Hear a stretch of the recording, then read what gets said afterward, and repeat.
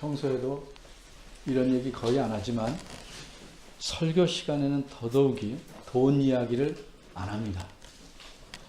그런데 오늘은 돈 이야기로 시작하려고 합니다. 그래서 여러분들에게 직설적으로 물어보겠습니다. 속으로 한번 대답해 보십시오. 옆에 앉은 성도가 100만 원을 구워달라고 하면 내게 그만한 능력이 있을 때 선뜻 구워 주시겠습니까? 안 구워 주시겠습니까? 고민이 많이 될 수 있을 겁니다. 혹시 돈 잃고 사람도 잃는 것이 아닌가 생각하는 사람도 있고, 또 그것을 핑계로 삼아서 아예 꿔주지 않으려는 사람들도 있습니다. 오늘 본문은 피차 사랑의 빚 외에는 아무에게든지 아무 빚도 지지 말라 하는 말씀으로 시작됩니다. 그런데 이 말씀에 대해서 여러 사람들이 오해를 해왔습니다. 따라서 오늘 이 본문에 대해서 세 가지 면에서 생각해 보고자 합니다. 첫째는 이 말씀에 대한 오해는 무엇이었나? 둘째, 이 말씀의 참된 의미는 무엇인가? 세 번째, 이 말씀의 바른 적용은 무엇인가? 첫째입니다. 이 말씀에 대한 오해는 무엇인가? 사람들은 이 말씀을 어떻게 생각해 왔는가? 이렇게 생각해 왔습니다. 아무에게든지 아무 빚도 지지 말라고 했으니 꿔줘도 안 되고 또 꿔서도 안 되겠다. 성도들 간에는 돈 거래를 하면 안 된다는 것이 성경의 가르침이구나. 잘못하면 돈도 잃고 사람도 잃을 수 있으니까 그런가 보다. 이렇게 생각하는 사람들이 많이 있어 왔습니다. 그런데 이 말씀을 그렇게 생각한다면 예수님께서 직접 하신 말씀과 정면으로 부딪히게 됩니다. 예수님이 뭐라고 말씀하셨습니까? 마태복음 5장에서 이렇게 말씀하셨습니다. 내게 구하는 자에게 주며 내게 꾸고자 하는 자에게 거절하지 말라. 그러니 우리가 요 앞서 꿔도 안 되고 꿔서도 안 되고 꿔줘도 안 된다 이렇게 생각하는 것은 바른 것이 아니라 오해입니다. 본문의 첫 구절에는 사랑의 빚 외에는 이런 표현이 있습니다. 이 사랑의 빚이라는 말에 대해서도 사람들은 오해를 해왔습니다. 사람들은요, 글을 보거나 말을 들을 때 자기에게 익숙한 대로 이해하려는 경향이 있고요, 자기가 이해한 것이 옳다고 생각하는 경향이 또 있습니다. 그 자체가 나쁜 것은 아니라 할지라도 그런 경향들 때문에 오해가 얼마든지 생깁니다. 우리가 올바로 아는 만큼만 제대로 이해할 수 있는 것입니다. 그러기에 자신이 이해한 것이 주로 옳겠지만 항상 옳다 이렇게 말하기는 힘듭니다. 우리는 언제든지 오해할 가능성이 있다는 생각을 갖고 있어야 합니다. 어쨌든 사랑의 빚 외에는 아무 빚도 지지 말라는 말씀을 이렇게 생각하는 사람도 있습니다. 그러면 사랑의 빚은 져도 좋겠구나. 그런 빚은 내도 좋겠구나. 거기다 한 걸음 더 나가면 사랑의 빚은 안 갚아도 되는구나. 이렇게까지 발전하기도 합니다. 게다가 심각한 사람은 남을 사랑하는 자는 율법을 다 이루었다는 말씀과 연관해서 이렇게까지 생각하기도 합니다. 그래, 맞아. 내가 저 사람으로 하여금 나에게 사랑의 빚을 꿔주게 해서 그러하여금 율법을 다 이루게 하는 것이니까 나는 그 빚을 안 갚아도 되고 결국은 그래도 그 사람에게 선행을 하게 하는 거구나.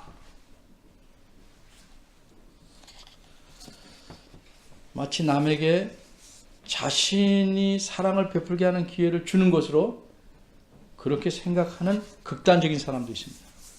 과연 이 말씀을 그런 식으로 이해해도 될까? 사랑의 빛은 갚지 않아도 좋은 것이고 실컷 남으로 하여금 사랑의 빛을 지게 해도 좋고 자기는 남이 베푸는 사랑의 빛을 많이 비칠수록 좋은 것인가? 근데 이렇게 생각하는 사람들은요, 사랑의 빛을 빌려주려고 하진 않고요, 늘 사랑의 빛을 남에게서 꼬려고만 합니다.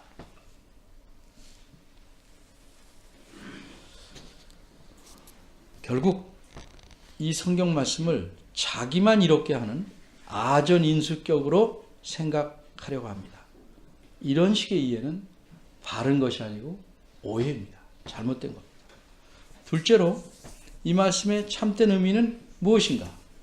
오늘 본문의 말씀을 어떻게 바르게 이해해야 되겠는가? 8절은 원어의 순서대로 말하면 피차 사랑의 빛 외에는이란 말이 뒤에 있습니다.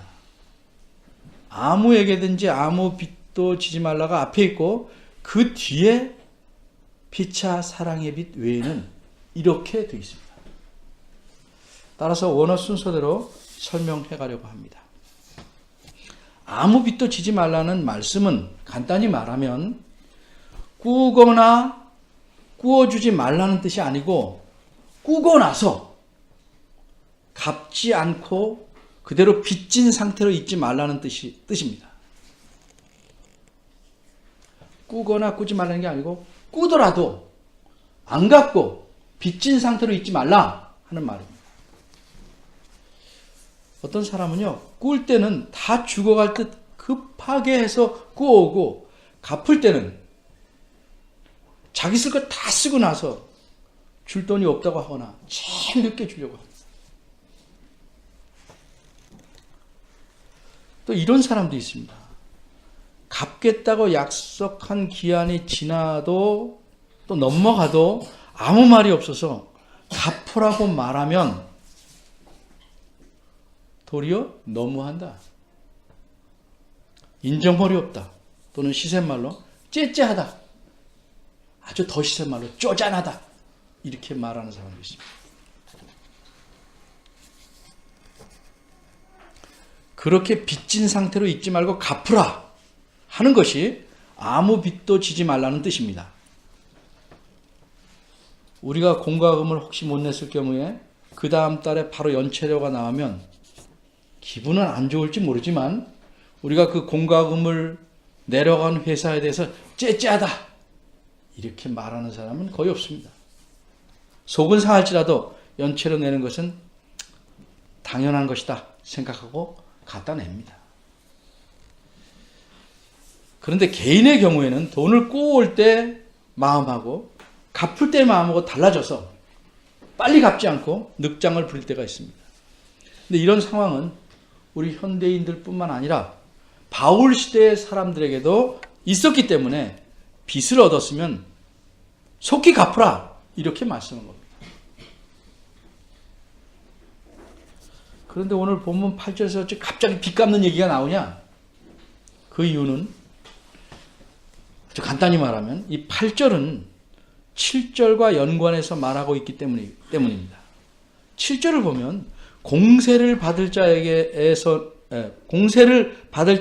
공세를 바치고 국세를 받을 자에게 국세를 바치라 이렇게 말합니다.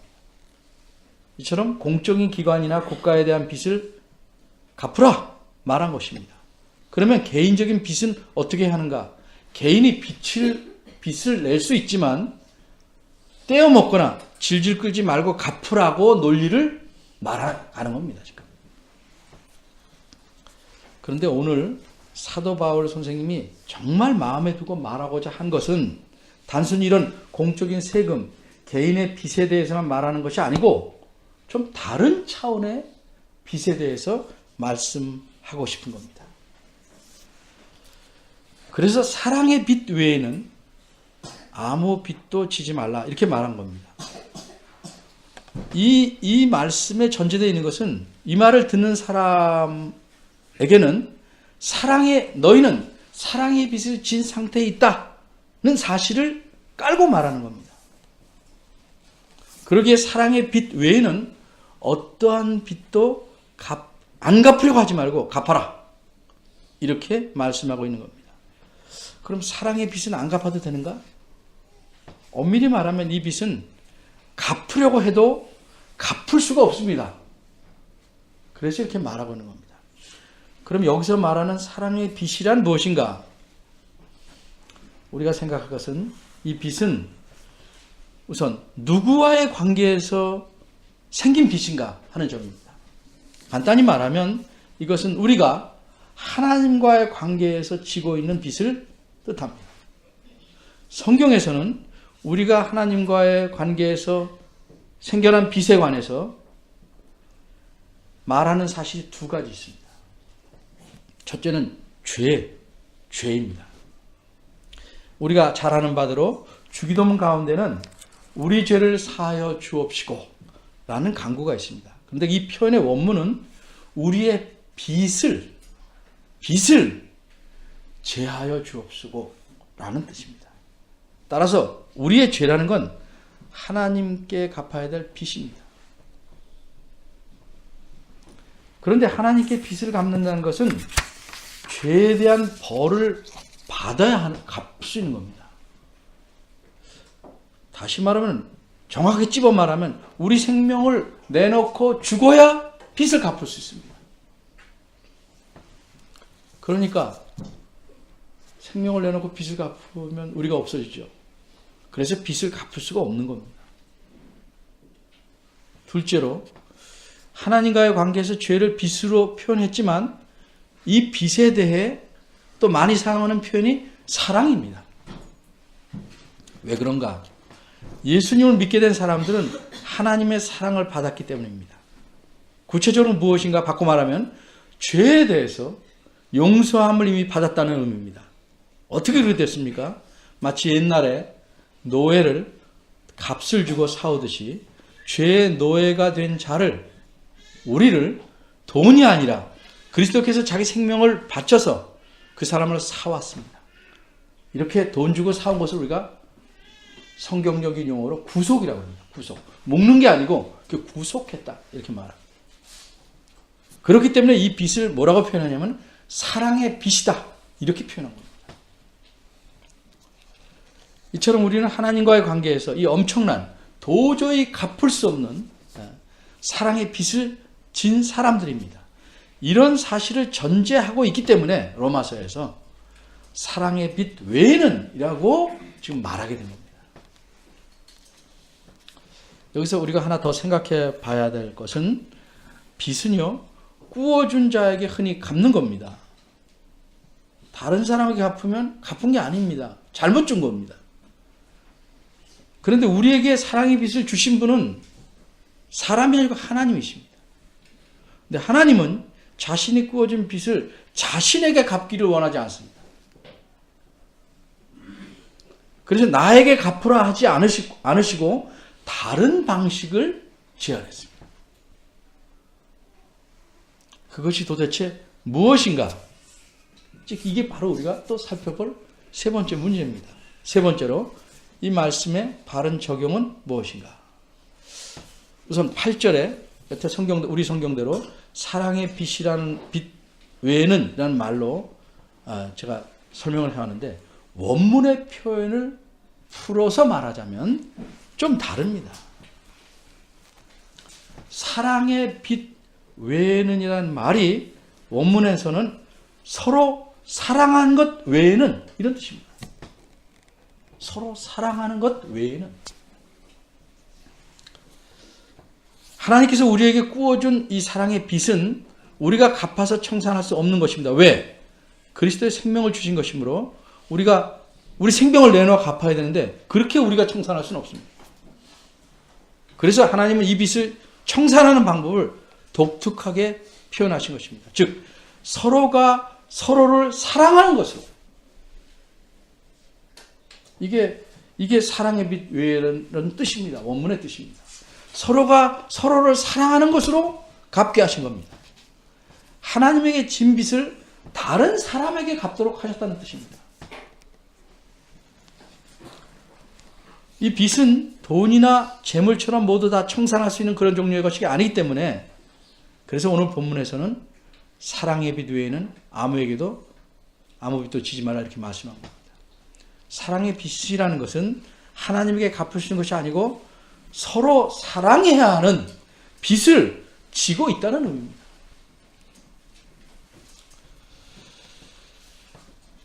그럼 어째서 하나님께서는 자신이 꾸어진 빚인 그 사랑을 서로에게, 하나님 자신에가 아니고 서로에게 갚게 하셨는가? 서로에게 사랑을 베품으로써 하나님께 빚을 갚은 것으로 여기게 되셨는가 하는 말입니다. 그 이유는 8절 하반절에 있습니다. 우리말에는 논리상으로는 드러나지만 표현으로는 나타나지 않은 말이 하나 있는데, 남을 사랑하는 자 그 앞에 원문에는 왜냐하면 말이 있습니다. 왜냐하면, 왜 그렇게 하셨냐? 왜 그렇게 하셨냐? 왜 자신에게 진 빚을 남에게 서로 사랑하는 것으로 갚은 것으로 쳐주시냐 하는 거죠. 그 이유는 남을 사랑하는 자는 율법을 다 이뤘기 때문이라 이렇게 설명하고 있는 겁니다. 서로라는 자기가 아닌 남을 가리킵니다. 남을 사랑하는 자는, 근데 여기서 사랑이란 말은 이제 헬라어는 시제가 중요한데, 한 번 사랑하는 것이 아니고 어쩌다가 계속 사랑하는 것을 의미합니다. 계속 사랑한다는 것은, 그렇게 하는 자는 율법을 다 이루었기 때문이라고 말합니다.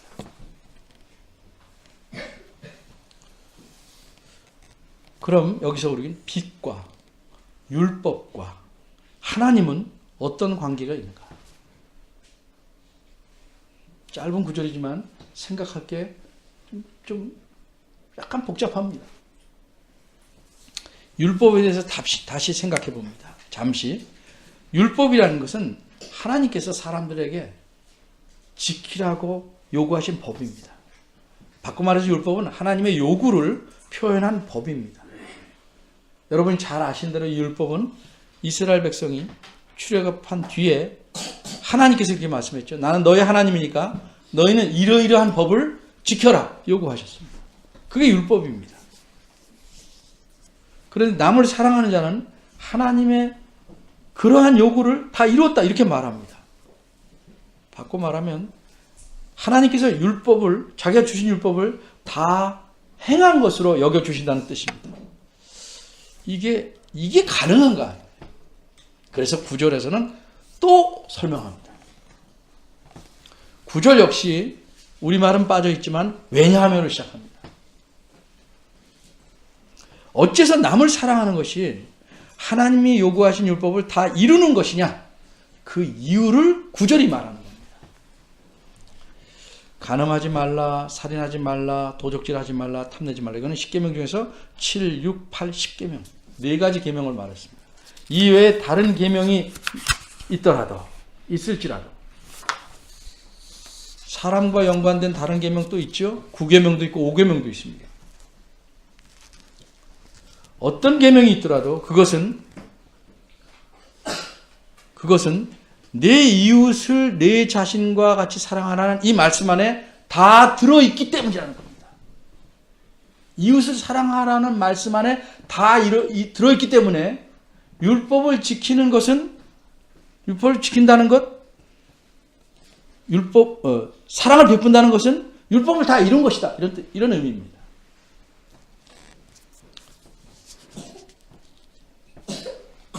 그럼 율법은 한마디로 남을 사랑하는 것, 즉 이웃 사랑으로 압축될 수 있는데 어떻게 해서 그렇게 가능한가? 율법과 사랑은 좀 다른 거 아닌가? 율법은 막 법이고 요구하고, 사랑은 그냥 다 덮어주고 괜찮다고 그러는 거 아닌가? 이렇게 생각할 수 있어요. 잘못된 생각입니다. 그건 성경적인 생각이 아닙니다. 어떻게 율법이 이웃 사랑, 남을 사랑하는 것으로 압축될 수 있는가? 이 사실을 설명하기 위해서 예를 하나 들겠습니다. 빙산에 비유해서 좀 예를 들겠습니다. 제가 빙산을 이렇게 삼각형으로 손으로 빙산. 그러면 빙산은 여러분이 잘 아는 대로 이 윗부분만 나타나죠. 윗부분. 이 윗부분만 나타난 것을 우리가 율법이라고 말할 수 있습니다. 빙산의 윗부분만 나타나는 거예요. 그런데 내 이웃을 내 자신과 같이 사랑하라가 이 윗부분만 나타나는 율법의 꼭지점이다. 이렇게 볼 수 있어요. 그러니까 율법이라는 건 실상 나타나는 게 율법이지 이 나머지 전체는 빙산 전체는 한마디로 말하면 뭐라고 말할 수 있겠는가? 사랑이라고 말할 수 있다는 거죠. 하나님의 사랑. 그러니까 사랑이란 큰 빙산의 윗부분이 율법인 셈입니다. 어떻게 그렇게 될까? 다른 것 같은데 같은 것이라고 할 수 있겠는가? 예를 하나만 더 들게요. 율법은 쉽게 말하면 뭐뭐 하지 말라, 뭐뭐 하라라고 표현한 법입니다. 그런데 이런 율법은 하나님께서 자기 성품을, 자기 마음을 반영해서 표현한 것입니다. 바꿔 말하면 이렇게 예를 들 수 있습니다. 우리가 아이들에게 말합니다.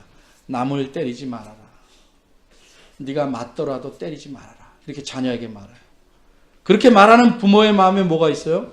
남을 때리면 나쁘다. 혹은 옳지 않다는 생각이 부모 마음에 있는 것입니다. 그러니까 차라리 남한테 해를 끼치지 말고 네가 맞는 게 낫다 하는 게 부모의 마음이니까 그렇게 표현하는 겁니다.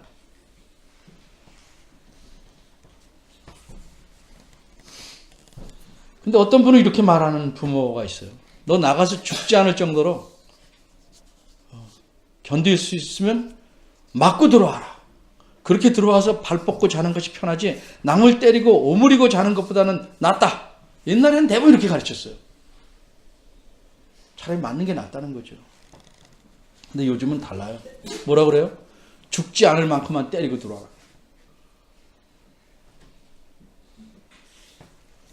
이렇게 말하는 부모는 자기의 생각을 반영한 것입니다. 때리는 게 차라리 낫다게 내가 물어주고 날지 네가 아픈 거 못 견디겠다는 거죠. 그러니까 옛날보다 전체적으로 악해진 거죠.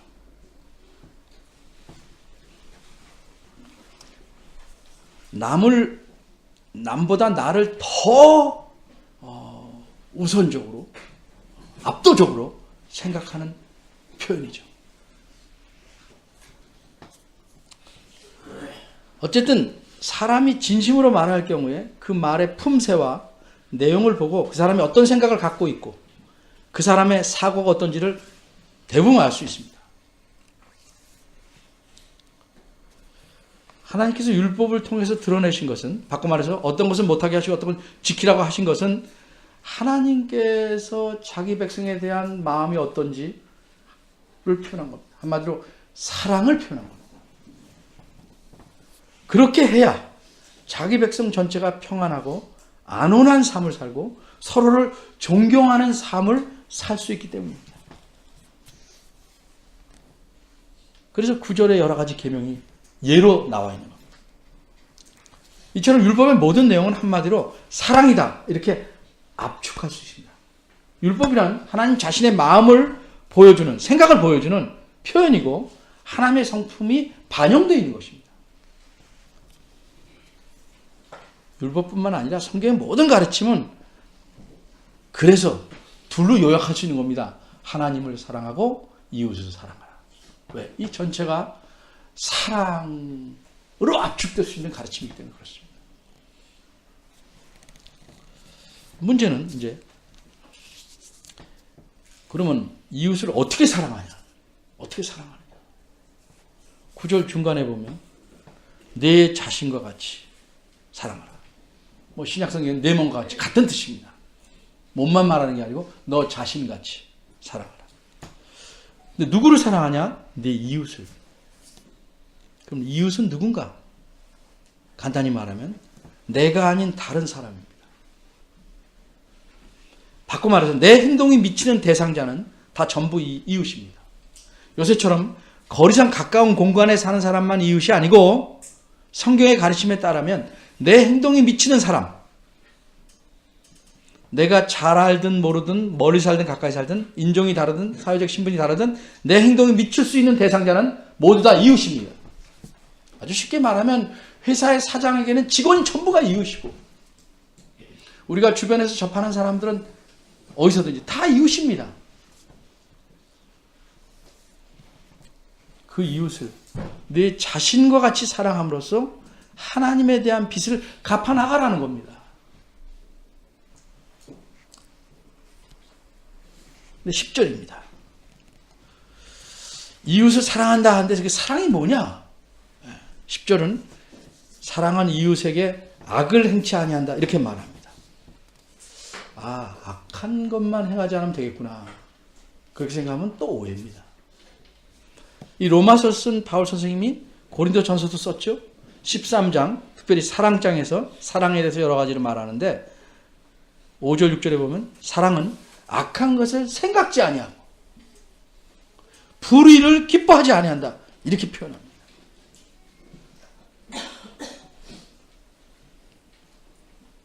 아무리 내가 국민을 사랑한다고 해도 불의를 행하면 사랑하지 않는 겁니다.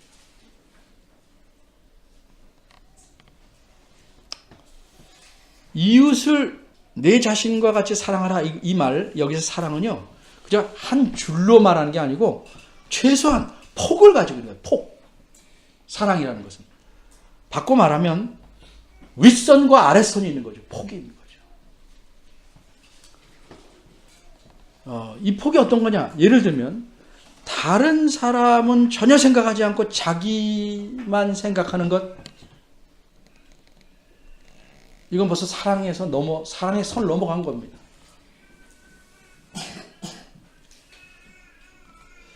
하한선, 아랫선은 뭐냐? 남에게 악을 행하지 않는 것이다. 이렇게 사랑의 한계를 정해요. 여기까지가 최소한 사랑이다. 이런 뜻입니다. 이웃에게, 내 행동의 대상자에게 그 사람이 예수를 믿는 사람이든 아니든 지켜야 될 그 사랑이라는 최하위선이 뭐냐? 악을 행치 않는 것이다. 악을 행치 않는 것을 율법에서는 예를 들어서 여기 있는 간음하지 말라, 살인하지 말라, 도적질하지 말라, 남의 것을 탐나지 말라, 또 쉽게 보면 다른 인대로 거짓 증거하지 말라 여러 가지로 이야기하고 있는 것입니다. 근데 이 말씀을 기계적으로 유대인들이 지켜왔습니다. 그래서 예수님이 산상수훈에서 풀어서 설명하실 때 이 계명에 담긴 의도를 설명해 줬습니다. 유대인들은 이 사랑이라는 것에 하한선만 겨우 지키려고 했어요. 늘 하한선만. 예수님은 이 사랑의 폭을 뭐라고 설명했습니까? 간음하지 말라는 것은 여자를 보고 음욕을 품어도 간음하는 것이다. 굉장히 폭을 넓혀놓으셨습니다. 원래 의도가 그랬으니까. 그러니까 단순히 겉으로 드러낸 행동만의 문제만이 아닙니다. 살인하지 말라는 것도 남의 목숨을 빼앗아가는 것, 그건 하한선입니다. 남을 미워하는 것도 이미 살인하는 것이다. 이렇게 설명하셨습니다. 의도를. 그러니까 그 이웃에게 사랑은 악을 행치 않는 것이다 하는 10절의 말씀은 사랑의 가장 아랫선을 제시해 놓은 겁니다. 따라서 우리는 본문을 이렇게 간추릴 수 있습니다. 남을 사랑하는 자, 즉 계속 사랑하는 자는 하나님의 율법을 다 이룬 것이다. 그리고 이렇게 남을 계속 사랑하는 것이 율법의 완성이므로 하나님의 사랑의 빚을 갚아가는 것이다. 물론 다 갚을 수는 없어요. 그럼 갚아가는 것입니다. 따라서 오늘 본문은 하나님께서 우리에게 하나님의 사랑의 빚을 다 갚을 수는 없어도 남을 사랑함으로써 갚아가기를 원하신다 하는 사실을 알려주는 겁니다. 이제 이쯤에서 궁금증을 해결하기 위해서 처음 질문으로 좀 돌아가겠습니다. 옆 사람이 돈을 100만 원 꿔달라면 내가 돈을 꿔줄 힘이 있는 경우에 꿔줘야 할까 말아야 할까? 아는 사람, 특히 교인끼리는 돈 거래를 하지 말아야 한다는 것은 경험에서 나온 일리 있는 말이긴 하지만 성경적인 가르침은 아닙니다. 그럼 어떻게 해야 될까? 경우에 따라 다릅니다. 그 예로서 제 개인적인 이야기를 아주 짧게 해보겠습니다. 42년 전에 제 기억으로는 저희 가정에, 저희 집에 어려움이 있었습니다. 그 어려움은 5만 원이 있으면 해결하는 거였어요. 그때 40년 전에 5만 원이니까 지금은 큰 돈이죠. 첫 번째로 어디서 이 돈을 구할까? 친척에게 찾아갔습니다. 부자입니다. 제 생각으로는. 그분 말씀이 나한테 100만 원이 있는데 다 써야 되기 때문에 못 주겠다.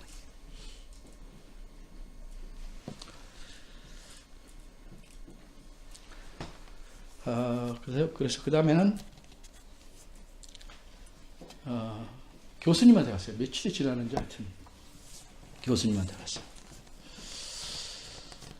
혹시 교수니까 5만 원 정도 있지 않을까. 이분이 아주 청렴하기로 이름난 교수입니다. 이분이 이렇게 말씀했어요.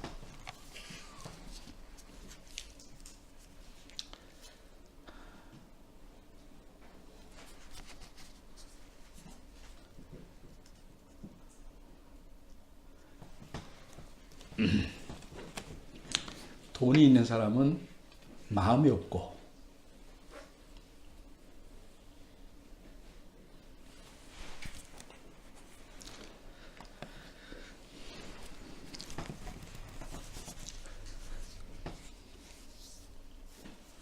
마음이 있는 사람은 돈이 없다.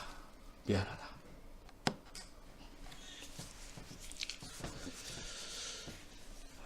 또 시간이 좀 지났어요. 제 어려움을 알고 제가 얘기도 안 했는데 교회에서 어떤 분이 저를 불러요. 얼마가 필요하냐. 5만 원이라고 했습니다. 그랬더니 자기가 결혼 자금으로 모아놓은 게 지금 3만 원밖에 없대요. 그걸 다 주더라고요.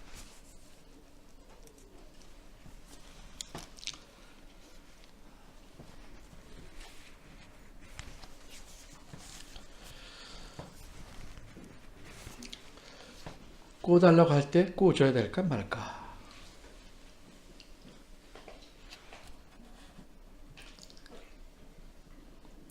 오늘 말씀에 비추어서 여러분이 생각하셔야 됩니다. 뭐 친밀도와 신용도도 있겠죠. 그래서 오늘 말씀에 비추어 생각하고 꼬줄 수도 있고 꼬주지 않을 수도 있습니다. 제가 강조하는 건 안 꼬주는 것이 성경적은 아니다. 늘 꼬주는 것이 성경적도 아니다. 잘 생각하셔야 되는 거죠. 교회는, 즉 우리 그리스도인들은 사람이라고 그랬죠. 내가 하나님의 가르침, 하나님의 요구에 순종하고 살아가라고 존재하는 겁니다. 우리가 남에 대한 사랑이 그저 아랫선에 머물고 있다면 그거는 성숙한 것은 아닙니다. 남에 대한 사랑이라는 건 몇 번의 행사로 하는 것이 아니고 일상생활에서 계속해야 되는 겁니다. 물론 때로는 남을 사랑하는 일로 인해서 오해도 받고 욕도 먹고 그래서 속상하고 심히 고민하고 아플 수 있습니다. 그런데 하나님의 사랑을 생각한다면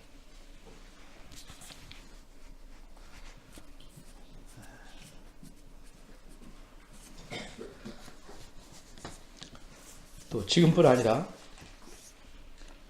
앞으로도 변함없이 베풀어 주신 사랑을 생각하고 감사한다면 내 행동이 미치는 모든 사람에게 사랑을 베풀기를 멈추지 않아야 합니다.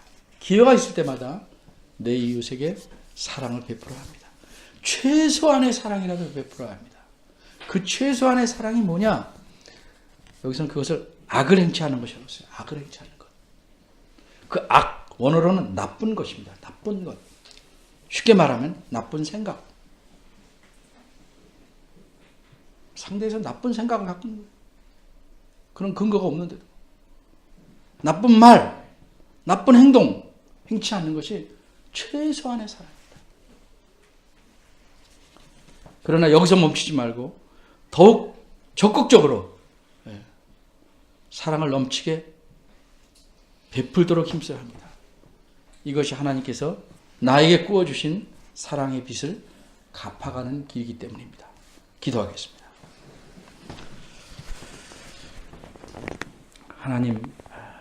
하나님께서 베푸신 사랑을 우리 입으로만 감사하다고 할 것이 아니고 이 사랑을 어떻게 갚아갈지를 원하시는 하나님의 바람에 따라서 우리가 만나는 사람들에게 사랑을 베풀게 하옵소서. 폭넓은 사랑을 충분히 다 보이진 못한다 할지라도 최소한 사랑의 아래선을 잘 지키며 또 이 사랑을 잘 키워가도록 힘을 써서 하나님의 명하신 바를 잘 이루어가는 저희들 되게 하시옵소서. 혹시 저희들 마음속에 미움이 있습니까? 우리에게 베푸신 하나님의 사랑을 생각하게 하옵소서. 우리가 가진 것에 불안하고 남의 것을 탐내는 마음이 혹 생깁니까? 주께서 주신 은혜를 기억하게 하시옵소서. 또 남을 죽도록 미워하는 마음이 있습니까? 내가 주님 앞에서 죽을 자임을 깨닫게 하시고